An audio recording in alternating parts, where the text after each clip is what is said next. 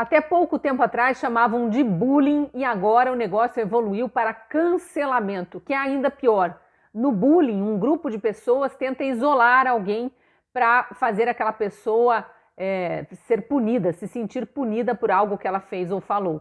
Na tal da cultura do cancelamento, que virou uma chaga do mundo atual, as pessoas se juntam de forma virtual para pedir a demissão de alguém que elas não gostam, ou porque falou alguma coisa que desagradou, ou porque não gostam mesmo da pessoa, e fazem isso em massa, usando todas as estratégias das redes sociais e não descansam enquanto não conseguirem deixar essa pessoa completamente asfixiada no aspecto financeiro, para ela não ter mais condições de se sustentar. Querem ver essa pessoa demitida, difamada, isolada de todo mundo e realmente fora do circuito social. É algo muito destrutivo para a sociedade como um todo, para o tecido social e que infelizmente vem crescendo. Eu sou a Cristina Grêmio, colunista da Gazeta do Povo, e escolhi esse tema para uma conversa com o escritor, poeta, jornalista, comentarista de política Adrilles Jorge, que passou por um processo de cancelamento recente, está se reerguendo, mas tem muito a falar sobre isso. Eu estou aqui, então, com o Adrilles Jorge, comentarista de política, vocês já conhecem de vários canais aí, e também pelo fato de ter sido uma das vítimas mais recentes de cancelamento. Obrigada, Adrilles, por vir conversar sobre esse assunto tão importante de ser discutido, né, de ser externado para as pessoas, justamente pelo que ele causa na sociedade. Está causando um problema seríssimo e parece que muita gente não se dá conta, né? Então, não quero entrar em detalhes do que aconteceu com você, que eu acho que todo mundo já sabe, mas agora que você está de volta ao vídeo, já passou em partes, né? Porque eu sei que você ainda estava enfrentando umas batalhas jurídicas em relação a isso. Mas eu queria que você falasse para nós como que foi ser vítima dessa cultura de cancelamento, de inventarem uma história a teu respeito e, por causa disso, pessoas te cancelarem, não quererem mais te ver em lugar nenhum, e fazerem uma campanha de difamação também, que é outro problema da sociedade atual, né? Ô, Cristina, eu costumo dizer que o meu caso não é o mais grave ou o maior, nem vai ser o último dos cancelamentos, mas ele é o mais sintomático e o mais elucidativo pelo patético da coisa. Resumindo um pouco a coisa, eu fiz um discurso de 30 minutos contra o nazismo, contra uma fala assodada de uma liberdade irresponsável da possibilidade da formação de um partido nazista, né, pelo cancelamento também do monarca, e fiz uma fala incisiva ostensivamente contra o nazismo. E por um tchau, que foi interpretado como um gesto nazista, eu fui cancelado, fui perseguido, fui massacrado, inclusive por elementos da própria justiça formal do país. Então, não dá para dizer que o cancelamento hoje se dá através de uma opinião mal feita, uma opinião mal interpretada, ou de algum tipo de colocação que pode ter sido deturpada ou mal entendida. Existe, para além de uma, entre aspas, burrice aliada a um ressentimento de boa parte de usuários de redes sociais que gostam de cancelar, que promovem esse discurso de ódio, que se colocam como justiceiros carrascos pela inveja, pelo ressentimento, pelo ódio, pelo discurso identitário que fomenta esse ódio, existe uma articulação evidentemente ideológica, sociopolítica, no ano de eleição, que quer, a todo custo, cercear, calar vozes de pessoas que se percebem conservadoras ou de direita ou de alguma forma alinhadas com o governo. Ou seja, é uma perseguição não apenas por uma cultura de ressentimento, mas é uma perseguição por uma cultura de ódio orquestrada por um tipo de esquerda progressista que não só quer cancelar e massacrar vozes conservadoras através desse uníssono de vozes nas redes sociais, mas como se dá, inclusive, dentro de parâmetros da própria justiça formal e da própria mídia formal, que não quis exatamente investigar o meu caso, não quer investigar nada, simplesmente se coloca como militante em favor de um discurso único progressista que é hegemonicamente controlador das esferas culturais do país, para além, inclusive, de um governo conservador eleito. E isso que eu acho que é mais assustador na cultura de cancelamento que foi feita a mim. Esse discurso de persecutório ele é feito pela própria imprensa, pelo próprio jornalismo formal. O Globo, emissoras grandiosas que outrora eram grandiosos no país, não perguntaram minha opinião, não investigaram o caso, entraram já com uma acusação suspeitícia que eu fiz ou um ato de deboche ou um ato nazista, colocaram na manchete simplesmente eu dando um tchau simples, absoluto, que eu dei milhões de vezes na própria programação da Jovem Pan, e não quiseram investigar nada. Agora, isso torna-se mais assustador ainda quando esse princípio de perseguição e cancelamento se transforma em justiça formal. Eu acabei de ter sido denunciado pelo MP. No MP, a acusação ignora que eu dei vários tchauz. O MP ignora, por exemplo, que eu tinha feito um discurso veemente contra o nazismo. Ao contrário, quando eles falam que eu fiz uma comparação entre o comunismo e o nazismo, e eu rechaço e ataco ambos, diz que eu tenho um regime favorito e, por isso, eu dei um aceno nazista. Ou seja, quando essa cultura do cancelamento sai da esfera do mero ressentimento e do discurso de ódio promovido por uma turba de canceladores e se transforma em um justiça formal abraçado por parte da justiça e por grande parte da grande mídia, a gente percebe que a gente está num dos períodos mais nefastos da história brasileira, em que a censura e a perseguição, em nome de democracia, em nome de liberdade de expressão, em nome de falsa liberdade responsável, tem cerceado e perseguido pessoas e vozes dissonantes dessa, como eu disse, cultura progressista que é hegemonicamente controladora das esferas culturais do país. Você citou aí com bastante propriedade o progressismo, né? Esses militantes progressistas, sejam da imprensa, sejam das redes sociais, seja do Ministério Público, que a gente sabe que, infelizmente, está aparelhado também, como tantas outras instituições, né? Resultado, dava para discorrer também sobre outro tema aqui, mas resultado do marxismo cultural que está muito evidente agora, nessa terceira década de século XXI que a gente está vivendo agora, os resultados do que vem sendo plantado lá desde anos 80, anos 90, a gente viu isso acontecer especificamente no Brasil, né? Então, enfim, quantas gerações de pessoas formadas em várias profissões que entraram no mercado de trabalho com essa cultura já, com esse pensamento doutrinado de, na época não se chamava de cultura de cancelamento, mas de se perseguir quem pensa diferente, de tentar calar quem pensa diferente, e é engraçado porque está muito associado mesmo ao pensamento progressista, e não ao conservador. A gente não vê esse movimento do lado contrário, conservadores tentando cancelar progressistas. Eles até tentam fazer parecer que há campanhas de cancelamento quando, por exemplo, o meio conservador se insufla contra um filme que está debochando de uma religião ou de um personagem como Jesus Cristo, tá? Mas isso não é cultura de cancelamento, isso é uma manifestação do pensamento de parte considerável da sociedade que não concorda e está pedindo, no mínimo, uma alteração na graduação da censura. Foi o caso do último filme do Danilo Gentili aqui, né? Enfim, eu me estendi um pouco, porque eu queria que você entrasse nesse raciocínio mesmo do quão ligado ao progressismo está essa cultura do cancelamento. Até se a gente for pensar, por exemplo, as tais das milícias digitais, né, que eles acusam ser o lado conservador que tem, mas a gente pega a mais conhecida de todas, que é o Sleeping Giants, que é uma milícia, já atacou a Gazeta do Povo, por isso eu falo com toda a propriedade, fez campanha de cancelamento contra um colunista da Gazeta do Povo, que é o Rodrigo Constantino. Como a Gazeta do Povo defende a liberdade de expressão e recusou-se a aceitar a pressão dessa milícia, não demitiu, manteve o contrato do Rodrigo Constantino, até porque ele tinha publicado uma nova coluna se explicando sobre algo que ele tinha dito fora do jornal, nem era no jornal, mas o fato é que promoveram uma cultura do cancelamento e a Gazeta do Povo foi penalizada porque alguns anunciantes, algumas empresas cancelaram seus contratos de publicidade. Depois voltaram com o tempo, mas por essas e outras que a gente acaba associando ao progressismo mesmo. A gente tem muitos exemplos do lado progressista, né?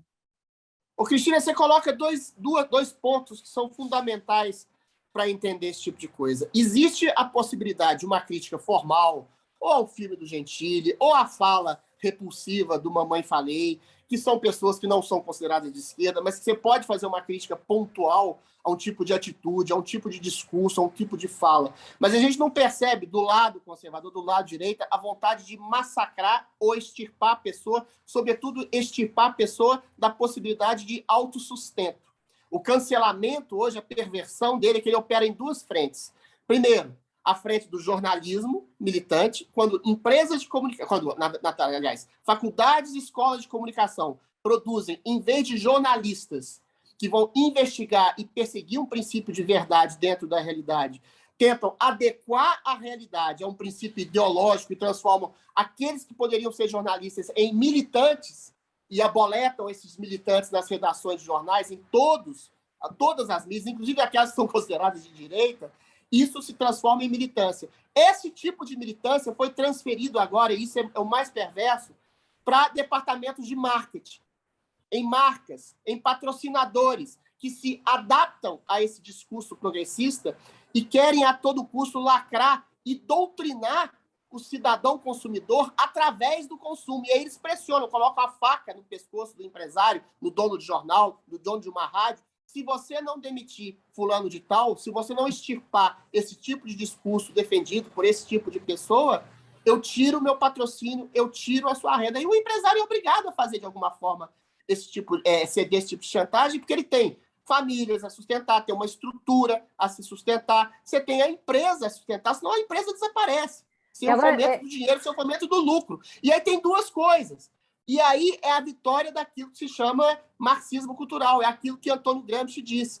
Quando você aparelha todos os instrumentos, todas as instituições culturais, quer seja universidade, escola de comunicação, mídia, escolas, com um tipo de ditadura de um pensamento único, e você percebe que a pessoa, se quer seja um marqueteiro, publicitário, o jornalista se transforma num militante em favor de uma causa, aí você cria uma ditadura subliminar. É através do dinheiro, através da pressão de marcas, através de movimentos doutrinadores como esses lipinjais, que pressionam a empresa a tirar o patrocínio daquelas pessoas que portam aqueles discursos que eles acham maléficos. Então, vira uma ditadura subreptícia, cultural, que promove o cancelamento através da desmonetização, através da perda de emprego e através do massacre do caráter de pessoas que têm um discurso que não se coaduna a essa ditadura de um discurso único desse pseudo-progressismo que a gente vive hoje no Brasil e no mundo, em boa parte do mundo, inclusive. E é tão grave isso ter avançado para os departamentos de marketing que, às vezes, nem os empresários, os donos do negócio, sabem que o departamento de marketing está operando assim. Foi o caso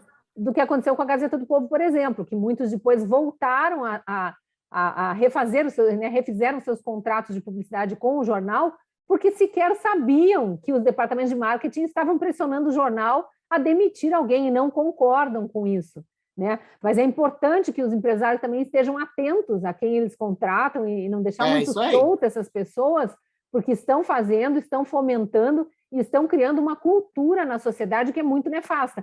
Pegando o teu caso específico, não queria entrar no detalhe, mas a gente já caminha para o fim da nossa conversa, acho importante colocar isso, que as entidades que supostamente poderiam ter se sentido atingidas por aquele suposto gesto nazista, que não era um gesto nazista, era um tchau, essas entidades não pressionaram ninguém a te demitir ou te desmonetizar. Foram departamentos de marketing de empresas que não queriam elas serem associadas a nazismo e que foram, de forma apressada, exigir a demissão e a desmonetização, até onde eu sei, né? Então, sem querer entrar em detalhes... Tem uma coisa aí. Algumas entidades semitas, algumas entidades judaicas até pressionaram, sim, pela minha demissão. Depois você vai dizer que algum tipo de entidade desse sentido tem alguma ligação política com esse ou aquele político, com aquela ou aquela outra ideologia. E aí, se você se coloca contra... Por exemplo, teve uma entidade judaica que falou que, peremptoriamente, eu tinha feito um gesto nazista. Eu decidi processar, Cristina, todos aqueles que falaram que eu fiz um gesto nazista, porque a imprensa é muito esperta. Falou, fez um gesto talvez associado a uma saudação nazista. Agora, quem disse que eu fiz saudação nazista, eu estou processando. Uma dessas entidades judaicas falou que eu tinha feito. Depois eu descobri que eles tinham uma associação com um determinado político numa linha ideológica. Agora, se você processa essa entidade judaica, você vai ser visto como antissemita e percebe? É toda uma regulação do pensamento. Agora, você tem toda a razão em relação a essa questão das grandes marcas. E você tem toda a razão em relação a uma certa ingenuidade e, às vezes, ignorância de empresários que, eventualmente, cedem essas grandes marcas. E eu dou um exemplo, além do meu, o exemplo do Maurício de Souza, por exemplo. Ele foi cancelado, foi abandonado por marcas, foi abandonado por patrocinadores, pelo próprio clube que cedeu à pressão dessas marcas, mas em menos de uma semana ganhou 3 milhões de seguidores. Então, é uma burrice de grandes marcas e uma burrice também de alguns empresários que cedem esse tipo de pressão Porque o que se percebe é o público consumidor, na sua grande maioria, assim como o público eleitor, assim como a maioria da população brasileira, tem uma orientação conservadora, judaico-cristão, judaico-cristã que a gente pode ser assim chamada, e tem uma percepção clara da realidade. No meu caso, eu posso dizer também que no dia seguinte ao meu, entre aspas, cancelamento, eu tive uma reação positiva triplificada em relação à relação negativa que eu tive. Ou seja, as pessoas que olham com algum grau de justiça, com mínimo percepção da realidade, percebem que aquilo foi uma injustiça. Como percebem que foi uma injustiça em relação ao caso do Maurício de Souza, que simplesmente fez uma pergunta, uma questão em relação à questão da erotização de personagens infantis de histórias em quadrinhos. Ou seja, percebendo essa injustiça, milhões de pessoas ficam ao lado daqueles que são injustamente cancelados, o que contraria esse discurso ideopata, ideológico dessas grandes marcas, desse departamento de marketing, que diz que isso afugentaria o consumidor. É o contrário. Gigantesca parte, eu diria, a maioria parte do público consumidor percebe as injustiças desses cancelamentos, tem uma orientação conservadora, percebe as injustiças, a injustiça nefasta de uma esquerda identitária que quer impor goela abaixo um tipo de ideologia no povo. Ou seja, no dia em que houver, pela percepção das grandes marcas, no dia que houver, pela percepção dos departamentos de marketing e dos empresários, que existe um público vocacionado, conservador, que não se coaduna a esse discurso progressista, vai criar-se um nicho, e já está criando um nicho, só que é muito isolado ainda no Brasil, né? A gente pode falar da própria Jovem Pan, que se rebela contra esse tipo de ditadura sublimentar, que é fomentada por uma elite pseudo-intelectual, pseudo-progressista, que quer doutrinar uma gigantesca maioria da população conservadora e cristã no Brasil e quer doutrinar, através do consumo, uma gigantesca maioria de público consumidor. Ou seja, além do ponto de vista ideopata, do ponto de vista ético e justo, você tem uma questão de consumo aí que não está sendo observada por esses empresários, por essas grandes marcas que cedem a esse discurso de lacração que quer cancelar pessoas. Sim, e para onde vamos? Como você acha que a gente pode sair dessa para a gente encerrar aqui a conversa com algo positivo? Porque é preciso uma conscientização das pessoas de que não é bonitinho ficar cancelando. Eu diria que isso é quase como aquele bullying do colégio, mas em larga escala. Estão promovendo uma cultura de bullying a determinadas pessoas e de tentar extirpá-la da sociedade, segregar mesmo, sem perceber que isso já aconteceu na África do Sul, que isso já aconteceu em outros momentos da vida das pessoas e da história, e que não traz resultados positivos para ninguém, para nenhum dos lados, né? Tem algum outro caminho que você vê fora da conscientização mesmo? Olha, o caminho é a gente continuar falando, é fazer o que você faz também, o que eu faço, o que jornalistas fazem, o que políticos fazem, entrar na seara do debate e denunciar esse tipo de coisa, né? Denunciar que esse tipo de coisa é fomentada por um movimento ideológico, politicamente localizado, que se instaura contra a insurreição de um público hegemonicamente conservador que não quer engolir um tipo de ideopatia imposta. Não é nem a questão de ter antipatia de uma esquerda, de odiar a esquerda, é a questão de ter um princípio de democracia, de liberdade de expressão, de assegurar vozes. Eu costumo dizer, Cristina, só para completar, que o pecado original ele é o contraste do princípio da origem dessa esquerda identitária, desse marxismo cultural que a gente vê hoje, que é a teoria do bom selvagem do Rousseau, né? Eu acho que a gente tem que fazer essa diferenciação. O que acontece com o pecado original? Acha que todo mundo nasce canalha, todo mundo nasce com os instintos primários, perversos, humanos, mas que a gente pode fugir desses instintos, percebendo que essa natureza perversa que está dentro da gente está dentro do outro também. Enquanto você tem um princípio de misericórdia, você ajuda o outro a sair dessa natureza perversa, você ajuda a si mesmo a sair dessa natureza perversa e você cria um princípio de misericórdia, de compaixão, de comunhão. A esquerda identitária nasce do princípio do bom selvagem do Rousseau, que nasce da seguinte forma: eu sou bom, o bom selvagem. O que me corrompe é a sociedade, é a civilização. Isso é a origem da esquerda identitária.